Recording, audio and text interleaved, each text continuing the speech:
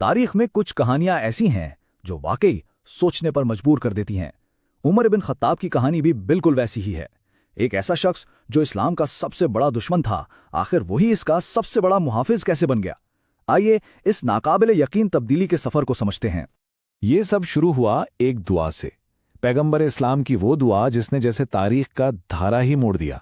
لیکن سوال یہ ہے کہ اس دعا میں وہ دو طاقتور آدمی کون تھے، اور اللہ نے ان میں سے اسی ایک کو کیوں چنا جس کا انتخاب سب سے زیادہ ناممکن لگتا تھا؟ تو ایک طرف تھے عمر ابن خطاب اور دوسری طرف عمرو ابن ہشام، جنہیں تاریخ ابو جہل کے نام سے جانتی ہے۔ دونوں اپنے اپنے قبیلوں کے سردار، دونوں اپنے عقیدوں میں بالکل اٹل، لیکن پیغمبر اسلام نے ان دونوں میں ایک ایسی مشترکہ خوبی دیکھی جو کوئی اور نہ دیکھ سکا، اور وہ تھی اپنے مقصد کے لیے مر مٹنے کا جذب۔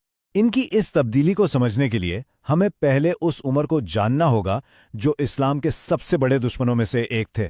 اسلام قبول کرنے سے پہلے عمر کا نام ہی مکہ میں ایک دہشت کی علامت تھا۔ ذرا سوچیں، مائیں اپنے روتے ہوئے بچوں کو یہ کہہ کر چپ کراتی تھیں، سو جاؤ ورنہ میں تمہیں عمر کے حوالے کر دوں گی۔ ایک ایسا شخص جس کے غصے سے پورا شہر کانپتا تھا، وہ کیسے بدل سکتا تھا؟ لیکن پھر کچھ ایسا ہوا جس کی کسی کو بالکل توقع نہیں تھی۔ یہ تبدیلی کوئی ایک رات میں نہیں آئی، نہیں، بلکہ اس کے پیچھے 3 اہم واقعات تھے جنہوں نے ایک پتھر جیسے دل کو موم کر دیا۔ پہلی دڑار ان کے دل میں تب پڑی جب انہوں نے اپنے ہی غلاموں کو اپنے ظلم سے بچنے کے لیے حبشہ ہجرت کی تیاری کرتے دیکھا، اور ان کا دل پسیج گیا۔ دوسری بار ان کا دل تب لرزا جب انہوں نے چھپ کر کعبہ میں قرآن سنا، اور انہیں لگا کہ ہر آیت جیسے ان کے اپنے ہی خیالات کا جواب دے رہی ہے۔ اور پھر آیا وہ فیصلہ کن لمحہ جب پیغمبر نے خود ان کا گریبان پکڑ کر انہیں جھنجھوڑا، اور بس اسی لمحے عمر کا سارا غرور ٹوٹ گیا اور انہوں نے ایمان کا اعلان کر دیا۔ اسلام قبول کرنے کے فوراً بعد انہیں الفاروق کا لقب ملا، یعنی حق اور باطل کے درمیان فرق کرنے والا، اور پھر انہوں نے اپنی باقی کی پوری زندگی اسی لقب کی لاج رکھتے ہوئے گزاری۔ لیکن الفاروق بننا تو صرف شروعات تھی، اصل امتحان تو تب شروع ہوا جب وہ خلیفہ بنے۔ ان کے انصاف کو سمجھنے کے لیے ہم صرف ان کی کامیابیوں کی ایک لسٹ نہیں دیکھیں گے، بلکہ کچھ ایسے واقعات پر نظر ڈالیں گے جو آج بھی دنیا بھر کے رہنماؤں کے لیے ایک مثال ہیں۔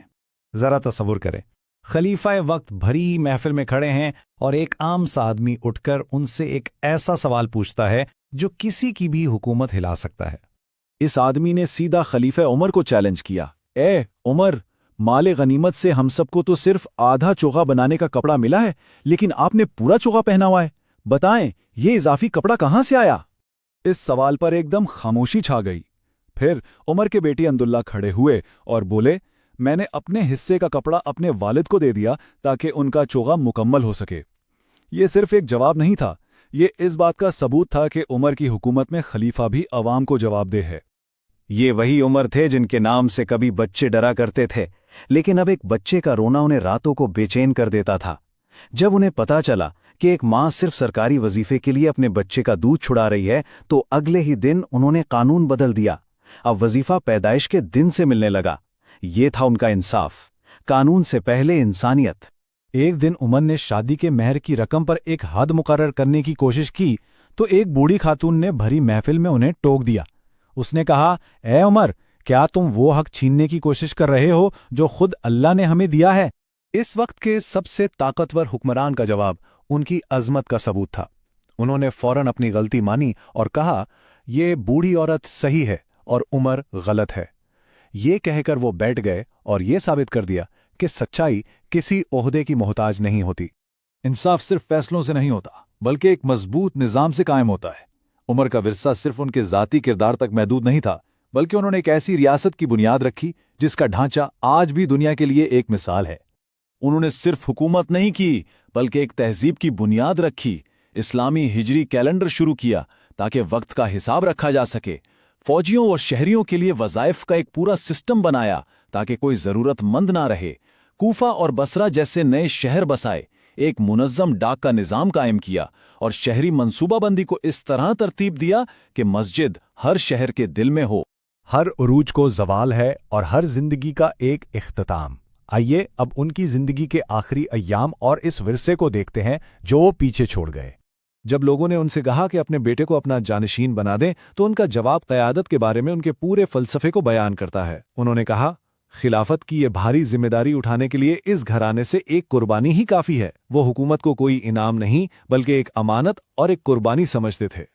और ये बात वाकई हमें सोचने पर मजबूर करती है। उन्होंने उस वक्त की मालूम दुनिया के तकरीबन 5वें हिस्से पर हुकूमत की, लेकिन जब उनका इंतकाल हुआ तो वो मकरूज थे। उन्होंने साबित कर दिया कि अवामी खजाना कौम की अमानत है, हुक्मरान की ज़ाती जागीर नहीं। शायद उनकी शहादत मुक़द्दर थी। पैगंबर इस्लाम ने एक बार कोहे उहद पर खड़े होकर फरमाया था कि इस पहाड़ पर एक नबी, एक सिद्दीक और 2 शहीद खड़े हैं।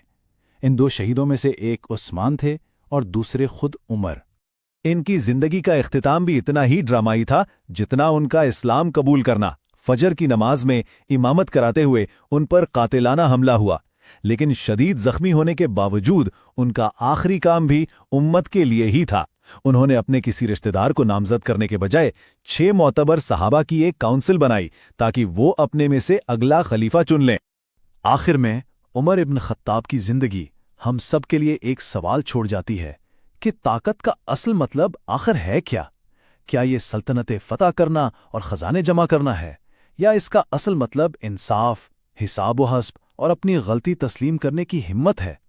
उनकी कहानी इस सवाल का एक ऐसा जवाब है जिसे तारीख कभी नहीं भुला